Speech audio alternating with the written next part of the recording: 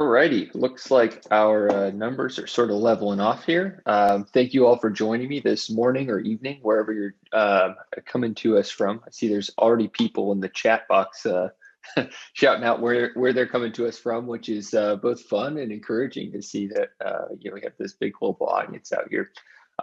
Quick programming note: so we do have a Q&A in a chat box. So if you have a question about anything I'm talking about today in this presentation, strongly encourage you to interact with us through either of those two media, the Q&A or the chat box. You should find that at the bottom of your Zoom interface. My name is Daniel Azir. I'm a digital strategy expert at Markforged. I've been here for about 4 years, and so kind of funny. I was tinkering around with some different titles for this particular presentation, sorry, having fun here. Everyone's pumping in the chat box where they're joining us from. This is awesome, so fun. But sorry, to get back to the point here. So we were in New York this past week for you may have seen, if you're following Markforged in the news, you've probably seen that we had our IPO last week. And so we were out there and we were celebrating, and we had this big unveil in front of the stock exchange. And there's this guy out there, and he was holding up a sign saying, something to the effect of, "This company stinks. This company's in business for the wrong reasons." And this guy, some protester, I think just sort of protesting the capitalist structure as a whole.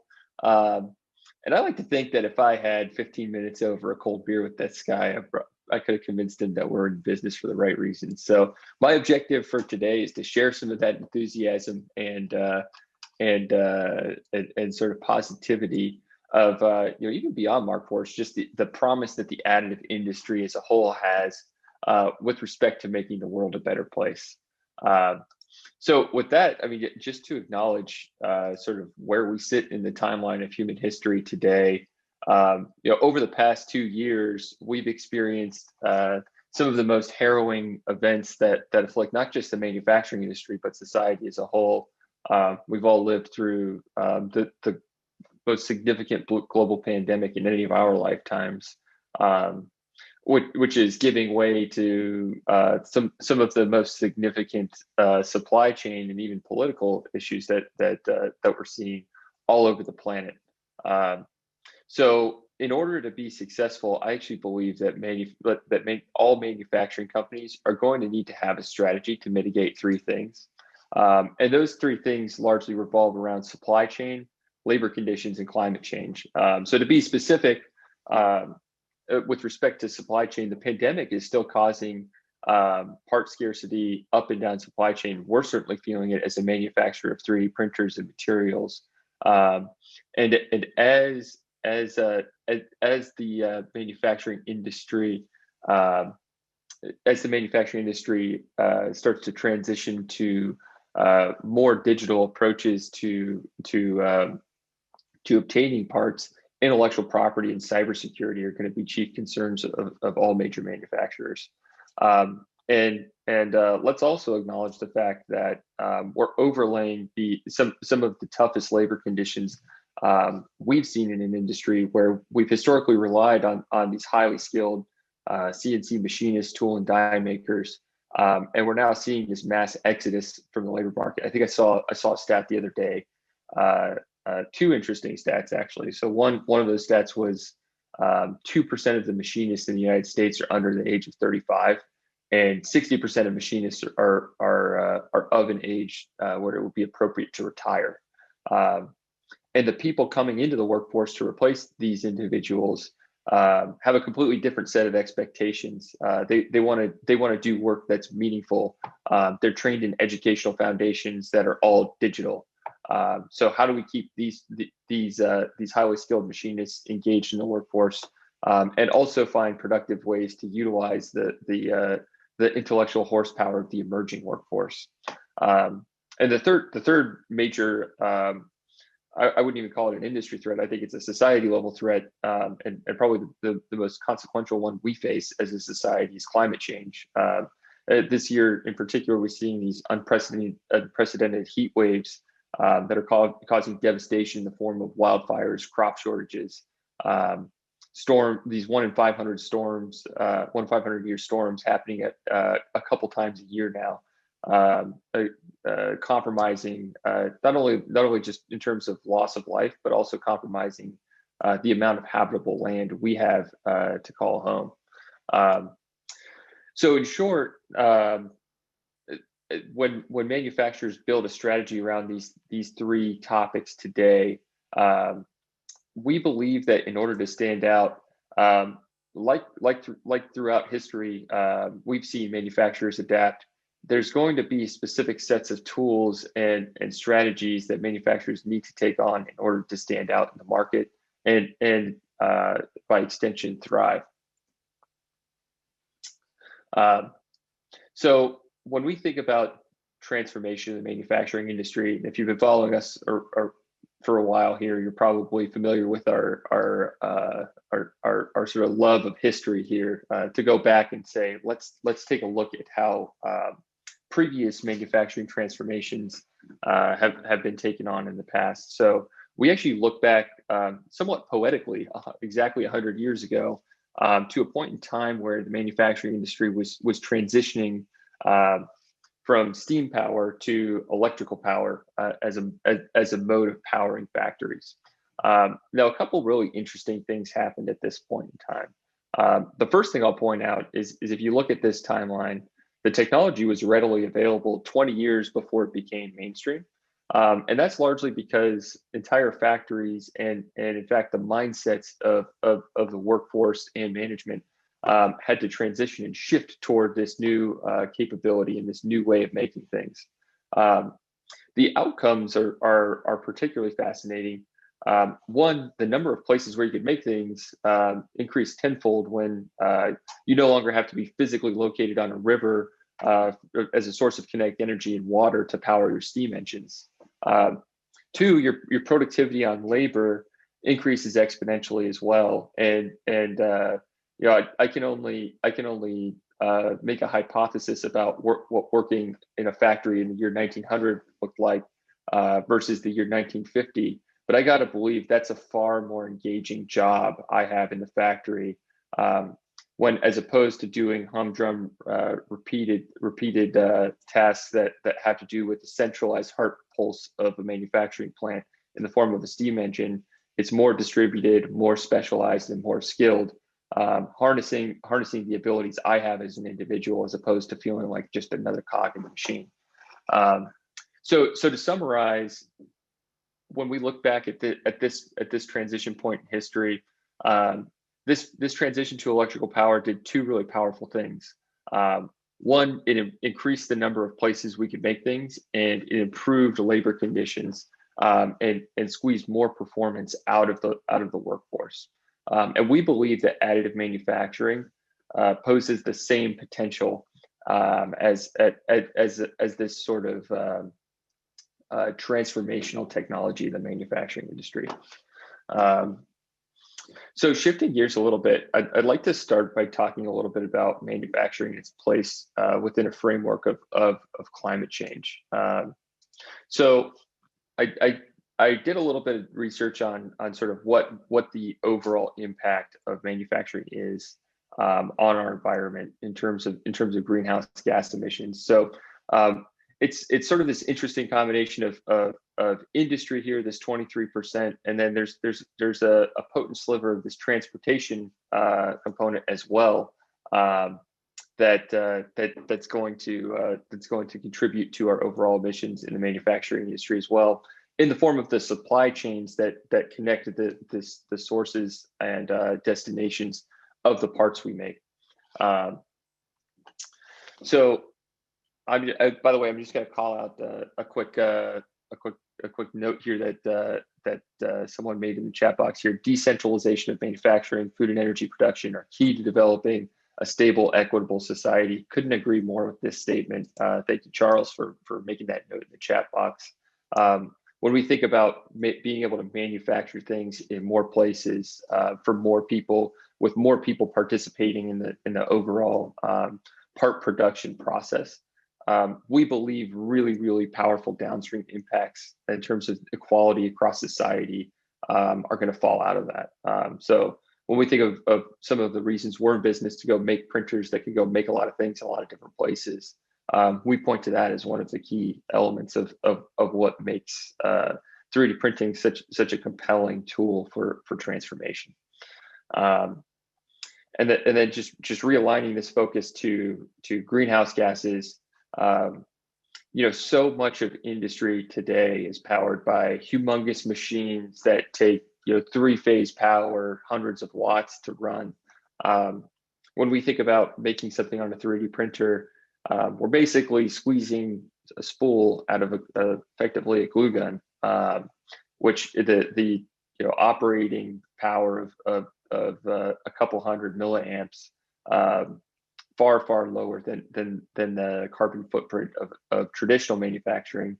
And then harkening to the idea of spatial efficiency, the land usage of additive manufacturing also promises to significantly reduce the overall sort of carbon footprint of our manufacturing operations as well. But namely, I'd like to sort of emphasize this supply chain component. So I have sort of a form of a story here to tell, I suppose, where I was working with one customer in particular, specifically a federal customer that needed to get their parts in theater to a specific diplomatic area that's far remote from any sort of major logistical hub. So in this, what I'll say is for sure a specific use case. When we think of the power, the power and the carbon that it takes to get these unique parts from the source to the point that these parts are needed, counting up the carbons here, we rack up 1.5 tons of carbon just for making the part with conventional technology. In order to distribute the part to a point where it can be picked up by aircraft, we rack up another 1.2 tons just in trucking. And then we get a whopping 10 tons of carbon just for this overseas flight. And I'll just make a note about that. This is a really specific case where they took a private flight to get this part to the point in need, just because it was so critically needed. Mileage definitely will vary in terms of overseas shipping and flight, depending on the purpose and the number of different projects you can distribute over that flight. But in this case, racked up a huge carbon credit there. And then the regional shipping to get the part from, again, this logistics hub in a foreign country to this remote location, racking up another 1.3 tons. So from soup to nuts, cradle to grave, to get this part to the point it's needed, we rack up 14 tons of carbon just to get this part where it's needed. And to put that number into context for those that don't transact in carbons on a daily basis, in the US, a typical individual carbon footprint for an entire year, and that adds up the food we eat, the energy we consume, the transportation we take on, the flights we take, the miles we drive, all that adds up to anywhere between 12 and 16 tons of CO2. So just for one particular part, and we do hundreds of these things per year, we're racking up the equivalent of one person living their entire life for a year in the United States. So this is pretty damning, right? Having this huge footprint for solving these, specifically when we're in these situations where we're pulling the trigger on these scrappy solutions to emergency level problems.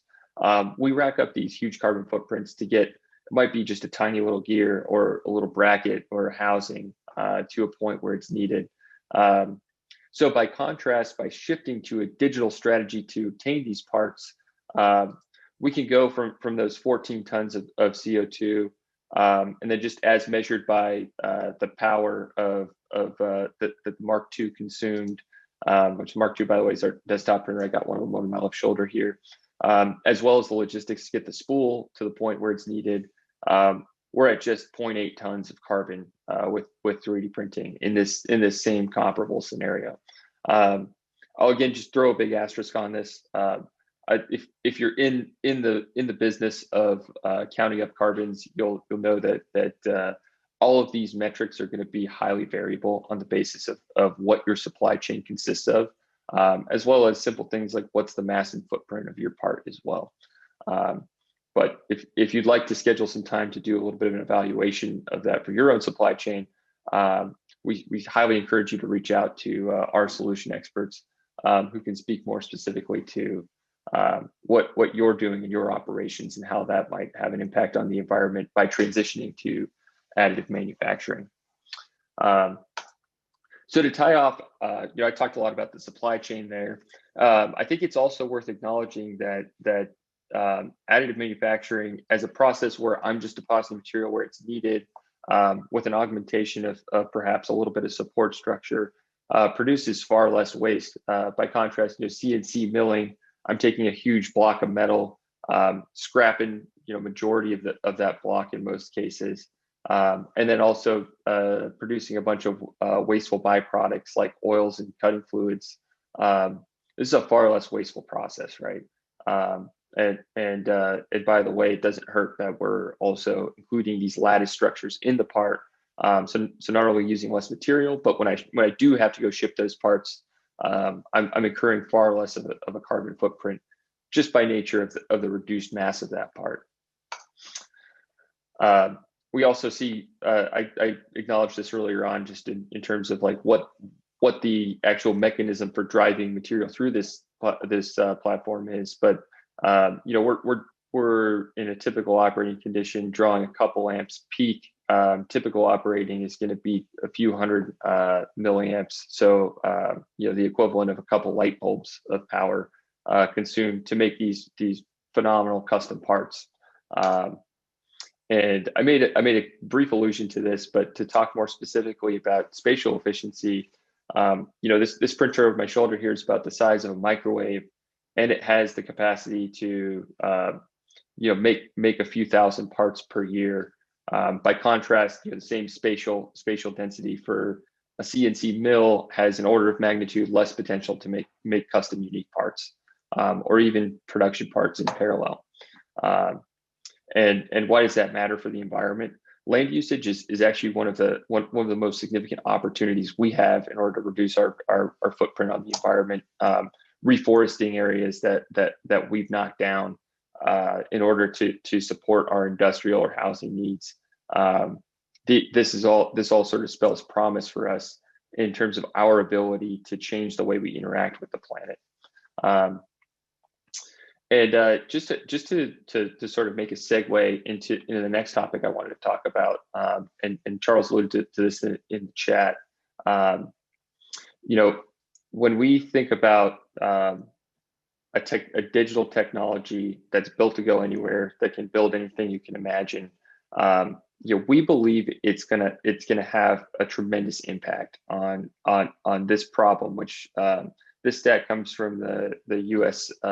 Labor Bureau, and we've identified that this skills gap that I acknowledged at the front of the call here is going to lead to 12.5 million jobs going unfilled over the next decade in the U.S. And this is specifically in the manufacturing industry. So how do we adapt as an industry to solve this problem? There's really two ways, right? We can make just like in the transition to electrical power. We can build more things in more places, giving more people access to the manufacturing industry, or we can make individuals more productive. And I believe 3D printing does both. So, but you don't have to take it from me. Let's actually take a look at a specific customer case. And I love these guys. This is a company called Caldwell, and they're based in upstate New York.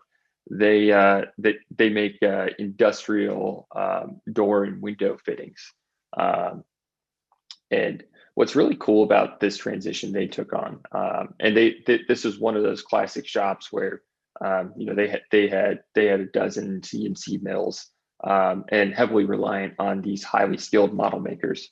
And what's cool about this is you look up and down the org chart, and everybody's marching to the same beat in terms of what this transition and, in fact, this transformation meant for their company and their workforce. So to start with the model maker, and this fellow's been at the company for 36 years, so he's seen some stuff, right? And I think, like many that we encounter in the industry, he articulates this fear, right? I was afraid 3D printing would make my job harder. Is this thing gonna require that I upskill, go learn new skills? Do I have to zig where I've previously zagged? Is this thing gonna take my job? And the reality is, and I love this quote from this individual. I usually don't do this, but I'll read it verbatim.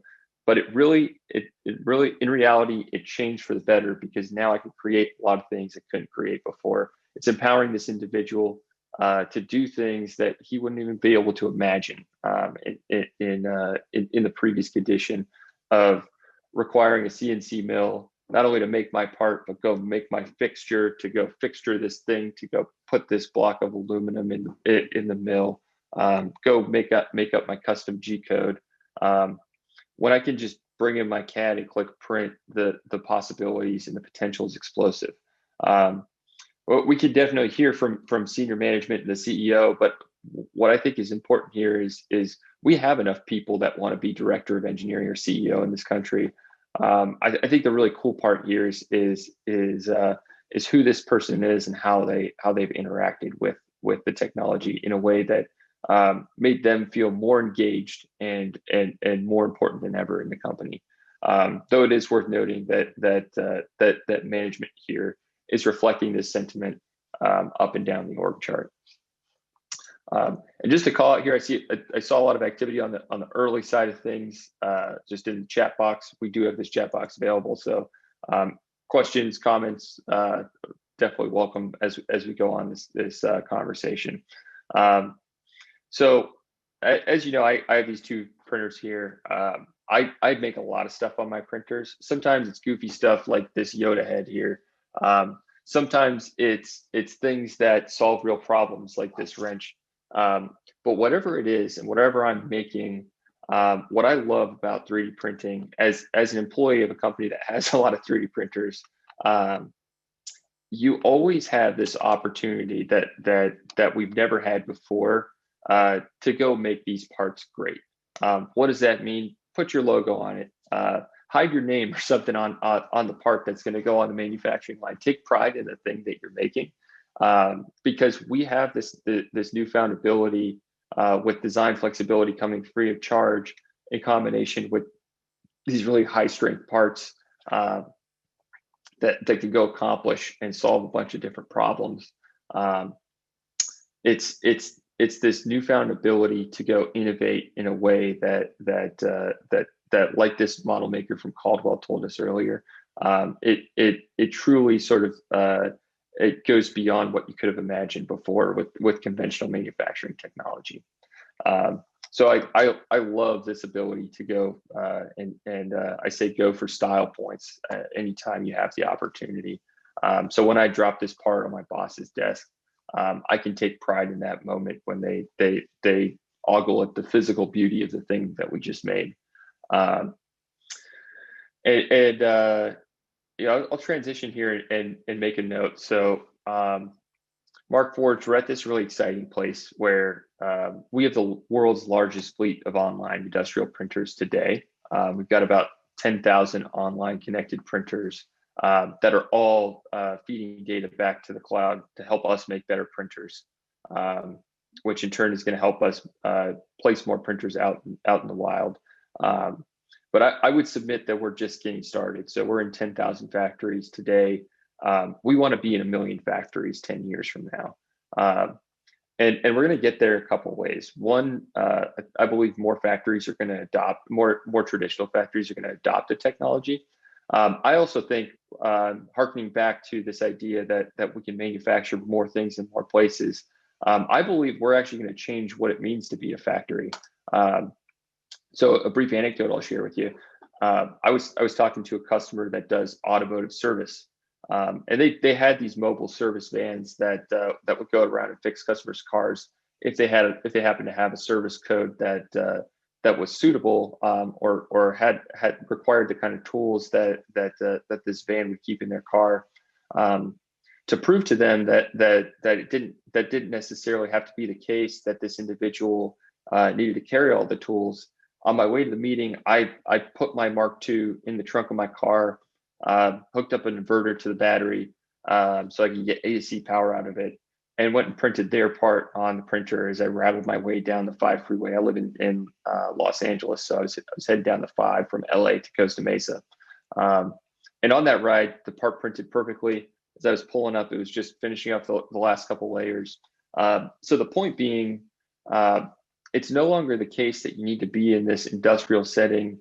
I believe that the opportunity to go make things in more places is perhaps the most stunning element of the potential for 3D printing and additive transformation. See, Pete's in the chat box, style points with 3D printing. Dreaming is free. Yep, totally agree with that. Whatever is in your head, and whatever is the kind of thing you can take pride in. I totally agree with that sentiment. Cool. So, and I think that really dovetails into this idea that like, it's not just the part that we're designing. We're really designing as an industry. We're designing entirely new work streams and supply chains for how we solve problems, and combat emergencies, or even just make people's lives better, satisfy customers. We're changing our ability to do those things well by putting more printers in more places. I haven't talked a whole lot today about what we do, and I'm probably not going to do a whole solution overview here. But what I will say is when I think about what Markforged is and why I was originally attracted to come to Markforged, is we live at this interesting intersection of having the capability to solve lots of problems with our print systems. So we have a continuous fiber printer that prints in these robust materials like carbon fiber, Kevlar, which operate in the application space that you might typically think of as reserved for metal. And then we also have a metal print system that is an order of magnitude less expensive and more accessible than your conventional metal 3D printing technologies like DMLS. So when we think about where these technologies exist, not even just in the landscape of additive manufacturing, but even conventional technologies like CNC milling, we're the best combination, I believe, of ease of implementation and capability set, where I can solve the most number of problems in the most number of places. And I think that maybe the coolest thing about Markforged is, so our founding team is Greg Mark, sort of eponymous with Markforged, and David Benheim. Greg was an aerospace engineer. David is an MIT educated software engineer. So with that software element to our DNA, these printers operate a lot closer to a Tesla, I would say, than a CNC mill, and that they're wholly upgradable through software. I would say on probably a twice monthly basis, I see a notification pop up on the screen of my printer saying, "Hey, I just got a software update. Now I have a new kind of capability." So what does this mean for Markforged customers on the whole? This box, this thing the size of a microwave that I have on my shop floor or my van, depending on how I'm operating. Whereas this thing started with this sort of baseline set of capabilities, all the way back to when we started shipping printers back in 2014, where there was a handful of high priority and high impact things I could make. The number of things I can make and the business impact of those things is increasing exponentially over time, and we're solving more and more problems on the platform as a result. So that's sort of the punchline here. To summarize, I believe we're in business to reinvent manufacturing in a way that's going to combat some of society's most significant problems, not the least of which are climate change, labor shortages, and supply chain. I'll now open it up for Q&A. I know I only took 30 minutes here, so certainly open it up for a broader discussion here.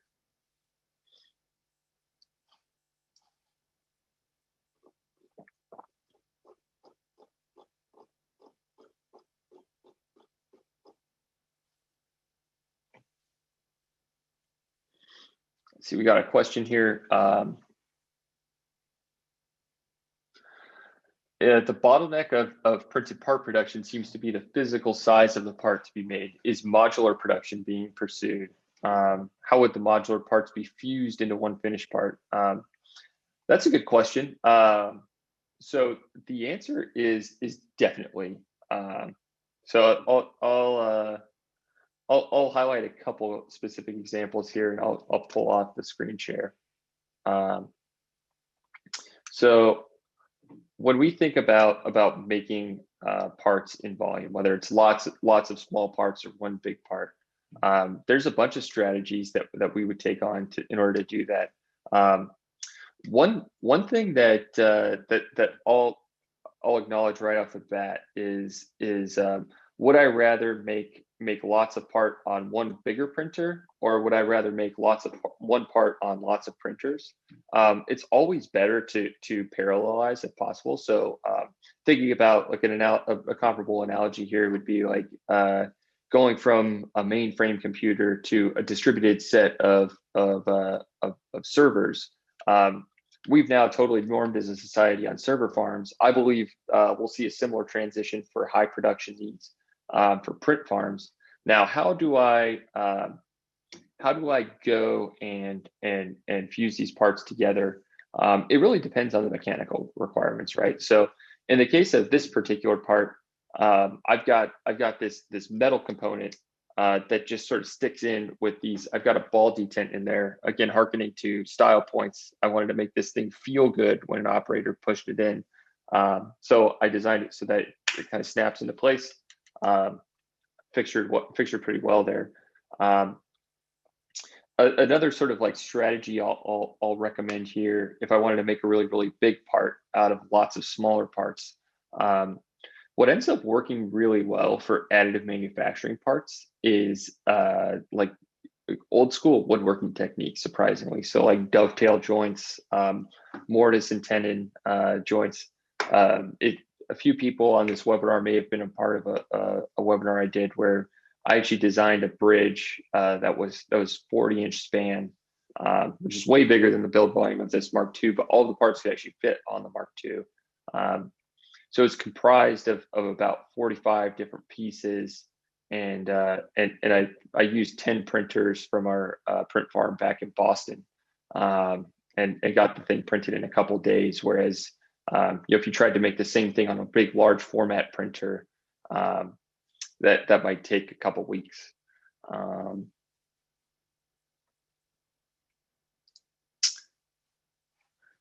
Just a question of the carbon footprint of the plastic itself.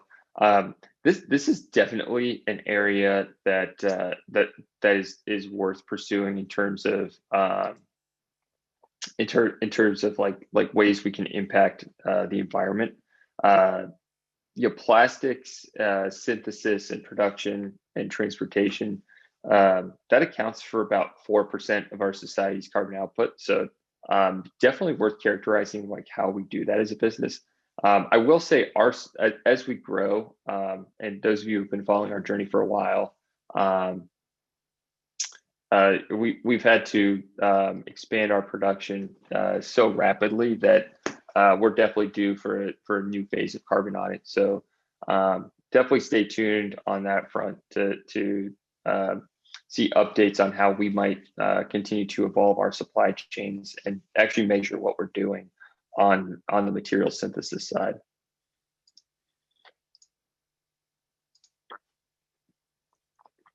Any details on the X20? I don't have anything to share in particular. This is in reference to sort of like a teaser we did for a new line of printer we have. I don't have much to say other than we call it the Beast. Sort of like a fun tongue-in-cheek little moniker there.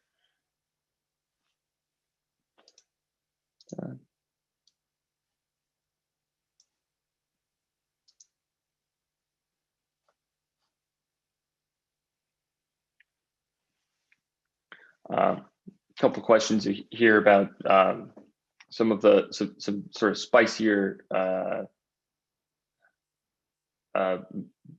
type of material compositions here.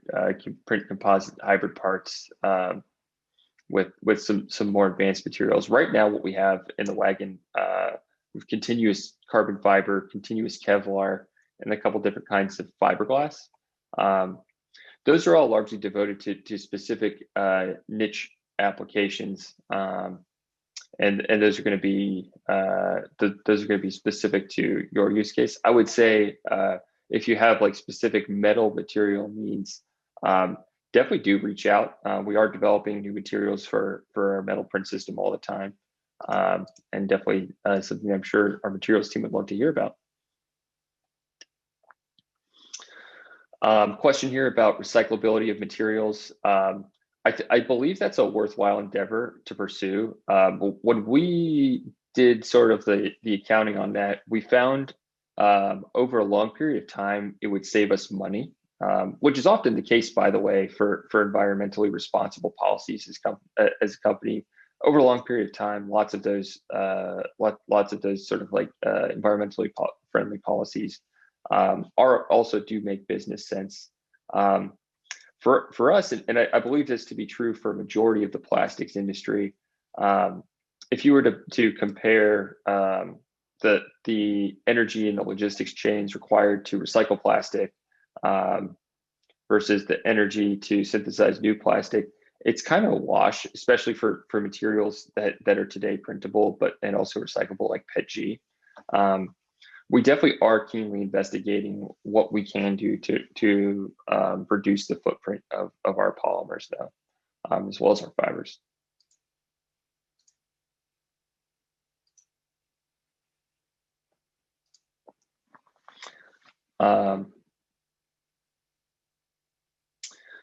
Question here about metal 3D printing as a green technology, catalytic debinding. So with our process, for those who aren't familiar, so we take a filament that's comprised of metal powder that's bound in sort of a waxy, plasticky feedstock material, and we put it in a debinding system that carries out the wax component.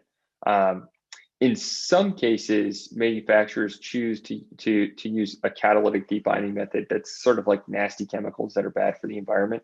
In our case, we use a relatively innocuous debinding fluid that was a very specific choice in favor of the environment. So the chemical we use is Opteon SF79 or Opteon SF80, depending on where you live. While this does have VOC emissions, it's sort of in line with like the same kind of deal as like your rubbing alcohol or isopropyl alcohol. So far lower footprint by comparison with like catalytic debinding method that might be used in sort of a tangentially related industry like metal injection molding. Couple more questions here about materials roadmap.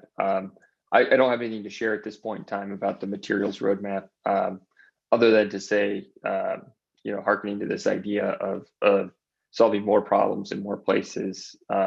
We believe that's the best potential we have to combat the problems that we listed at the onset of the call. So we're definitely investigating what are those materials that solve more problems.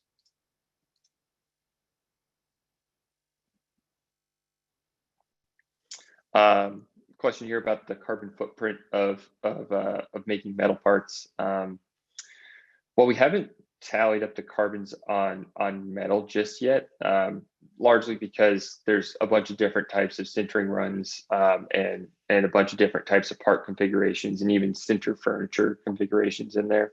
One of the things we seek to add to a nifty little tool on our website, which is just a call out, we have an ROI calculator on our website. In the next, call it 8 to 10 months, we intend to add a carbon calculator to that as well, which will help all of us sort of make a fair accounting of what we're doing for the environment every time we print a part.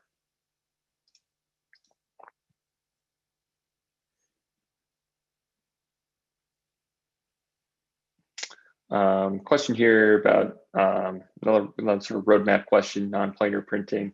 And for those unfamiliar, there's sort of like R&D efforts afoot to say, okay, what if I built a part and built some like scaffolding?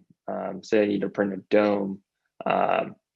What happens if I actually print in a shape that's not a plane? So I actually sort of advance my print head, not just side to side, but also up and down while printing layers. This is definitely something that is still in the R&D phase for people who are exploring investigating this technology. The one thing I'll say about that is when we think of the total number of problems you can solve with that, the parts definitely have great surface finish when you can accomplish that geometry. What I will say is because of the geometry of print heads, and I'll just acknowledge we don't actually do this, like that we're not doing this in R&D right now. But like the best I've seen achieved is a 20% or a 20-degree angle relative to horizontal. So when building three-dimensional parts for a three-dimensional world, the types of problems we can solve with continuous fiber doesn't increase in a meaningful way, best as we can tell, but definitely interested to have more conversations about that.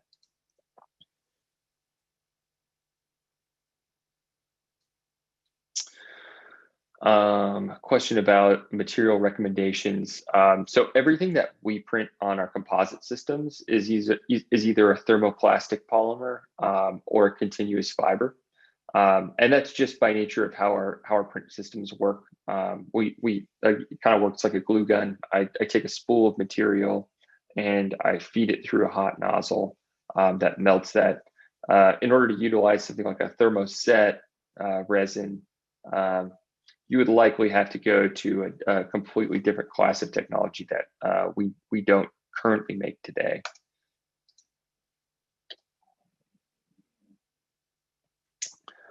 Question about just how real or serious decentralization of manufacturing is. Will the world adapt? The short answer is, I don't know if anyone in the audience here has read the book Crossing the Chasm, but the concept, the underlying concept is how emerging technology is adopted. And there are innovators who sort of represent the vanguard of adoption patterns that a follow-on early majority, late majority, and laggards at the end of the train will take on the same adoption patterns in the next 2, 3, 4, 5 years. The reality is that the innovators and the early majority are already doing this. So we have examples of customers putting printers in maintenance hub and service depots that are used to fix fleets of vehicles or boats or ships, where historically they would have had to rely on one centralized manufacturing hub. We have customers that make industrial equipment that used to ship their customers spare parts. Now they recommend that their customers buy a Mark II, and they'll just send them the digital rights for a fee to go print these parts, as opposed to relying on conventional supply chains. So the short answer here is I think the vanguard of industry is already there and identifying the use cases and the adoption models that make sense for their business. I think the really exciting potential is when this becomes mainstream, how the actual ability to go harness this technology will change over time. Just a question about the operating conditions of the metal print system. Can you center things in planes that are different from the plane that you printed them in? I've seen a couple cases where that makes sense, but for a dominant majority of use cases, the best plane to print it is also the best plane to center it.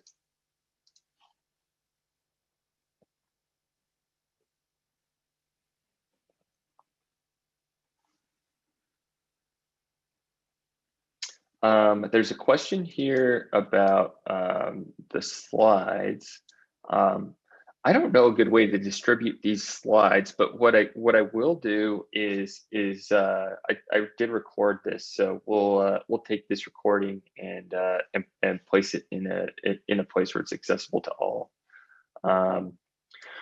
Question about a low volume plastic housing. I don't know if I have one on my desk. I mean, the kind of things people make on our printers span all the way from prototypes to tools on the manufacturing line to actual end use parts that either go on, say, a consumer electronics housing or something that needs to be more ruggedized, like a housing for electronics in the field of combat for the military. So I think one sort of call out to another tool on our website. We have a number of application spotlights on our website that speak specifically to your industry, your application, your material needs, and you can go and actually take a look at some specific customer examples, some of the financial metrics that drove positive business outcomes, as well as some of the tech specs. How did this thing actually perform?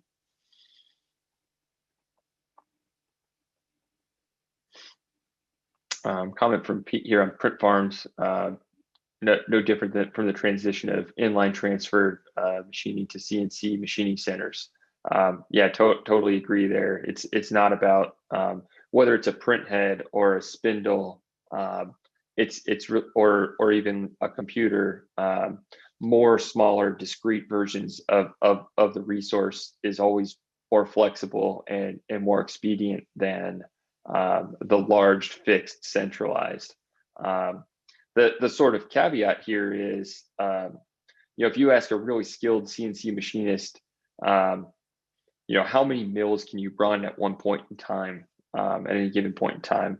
That skilled machinist would say, well, 2, maybe 3, depending on how complex the fixturing is, how complex the job is.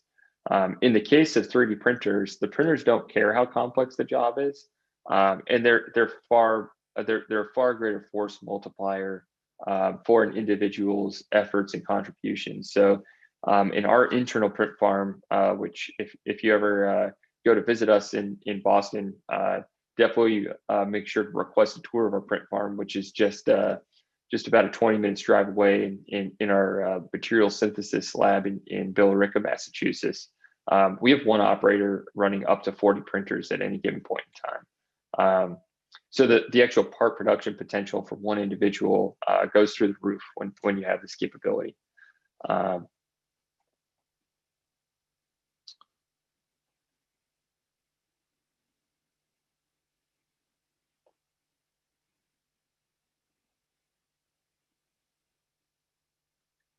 There's a question here about printing in one single part, sort of an assembly that has lots of degrees of freedom. I have a couple examples of stuff like that, but this is kind of a cool one where this is just a little casing for a sample part we sometimes send around. It's got a few interesting features that actually have motion. So it's got this living hinge here that actually clips the part together. I have another living hinge on this side. So kind of this cool multi-part assembly.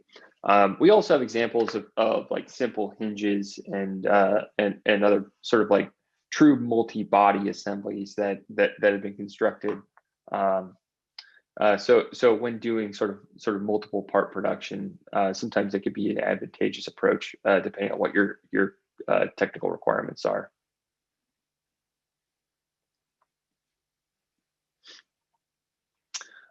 Question here about how the workforce is going to interact with additive manufacturing, given that it is so automated. One individual can produce more parts. And I believe, like any major transformation, it's not necessarily the case that automation is causing the jobs to shrink.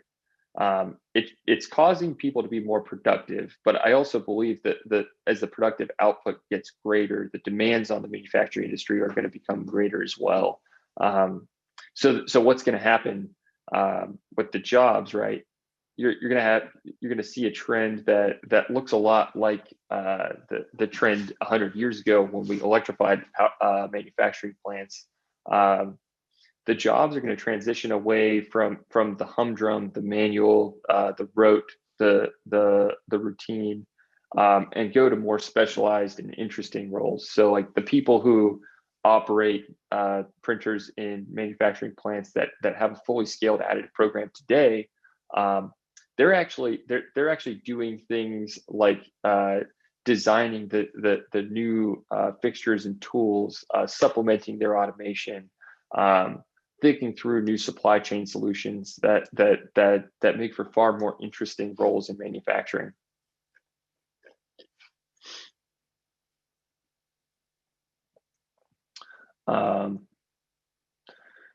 Question about what the metal filament consists of. So the metal comes in spools, just like our polymers do, and so the metal powder is encased in. I mentioned there's this feedstock material. What does that feedstock material consist of? So part of it is a short chain polymer, specifically polyethylene, and then the other component of it is a wax. So together, those two materials make for a relatively eco-friendly means of extruding this material out, so I can get the metal powder where I need it.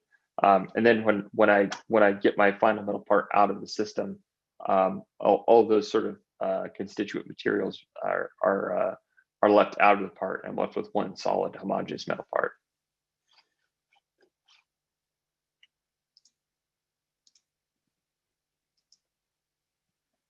Just a question here about post-processing of onyx material.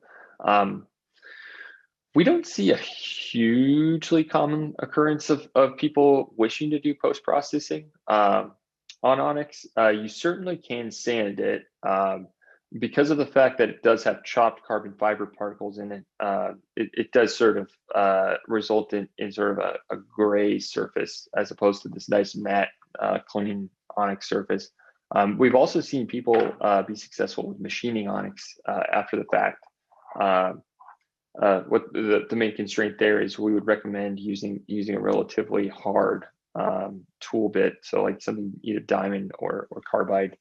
And beyond that, I would say I see a lot of people painting it for prototypes that need to bear physical appearance to the final part that's different from black. And yeah, I think beyond that, more than anything else, I see people doing post-processing for assembly. So like putting things like heat set inserts into the places where I need threads, or embedding nuts, or magnets, or other components that are off the shelf. Cool. I see we're kind of winding down with questions here. Yeah, I think I got to everyone here. I'll hang on for a couple more minutes if anything else occurs to you folks. But yeah, as people filter on out, really appreciate the questions. Really appreciate the participation today.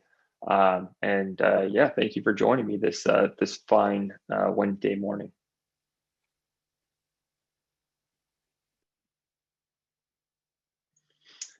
Just a question coming in here as well, just about benefits of other sort of metal printing technology. Are we working towards thin walled lattices? Let me just share. I have a part here that so this is just sort of a standard lattice that we printed. So those walls are relatively thin. They're about 400 microns across, which that's just about what you would see with other, what I would call like Gen 1 metal technologies like powder bed fusion. We do have some like really fancy presets in the works that you should definitely keep your eye on, that bear more, call it like homogeneous or isotropic properties. Yeah, not really seeing any other questions come through. A lot of positivity. So thank you all for the kind words, and thank you all for the presentation. I think I'm gonna wind this thing down, but yeah, stay tuned for more coming from us. And thank you for joining.